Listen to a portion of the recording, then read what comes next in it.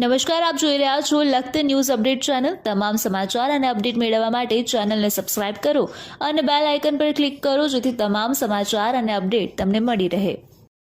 લખતર પીજીવીસીએલના કર્મચારીને અણીંદરાના સરપંચે માર મારતા કાયદેસરની ફરિયાદ દાખલ કરવામાં આવતા ચકચાર મચી જવા પામી। પીજીવીસીએલના નાયબ કાર્યપાલક ઇજનેર ખુશ્બુબેન પરમાર દ્વારા પોલીસ સ્ટેશનમાં ફરિયાદ નોંધાવવામાં આવી છે કે ગત તારીખ 19 મેના રોજ તેઓ વીજ ફોલ્ટ ફરિયાદ અંગે રિપેરિંગમાં ગયા હતા। તેમની સાથે દુધાભાઈ ગણેશભાઈ મકવાણા, ઇલેક્ટ્રિક આસિસ્ટન્ટ બળવંતભાઈ મેરાભાઈ બાવળિયા અને ડ્રાઈવર મુકેશભાઈ હતા।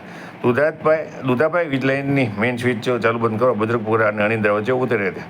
ત્યાં અણીંદરા ગામના સરપંચ હકુભા ઝાલા તથા બીજા 20 લોકો ઉભા હતા। હકુભાઈએ કહ્યું હતું કે તમે તાત્કાલિક વીજ ફોલ્ટ કરજો, નહીંતર ગામમાં આવવા દેશું નહીં, તેમ કહી બળવંતભાઈ બાવળિયાને તેમના દ્વારા ઝાપટ મારી દેવામાં આવી હતી। આ બાબતે લખતર પીજીવીસીએલના નાયબ કાર્યપાલ ઇજનેર ખુશ્બુબેન પરમાર દ્વારા અણીંદરાના સરપંચ હકુભા ઝાલા સામે પોલીસ સ્ટેશનમાં ફરિયાદ નોંધાવી હતી કે તેમના કર્મચારી જ્યારે વીજ ફોલ્ટ રિપેર કરવા ગયા હતા ત્યારે તેમને રોકી અને તેમને જલ્દી વીજ ફોલ્ટ રિપેર કરવા સૂચના આપી અને ત્યારબાદ તેમને ઝાપટ મારી દીધી હતી। આથી તેમની સામે કાયદેસરની કાર્યવાહી કરવા લેખિતમાં ફરિયાદ કરી હતી।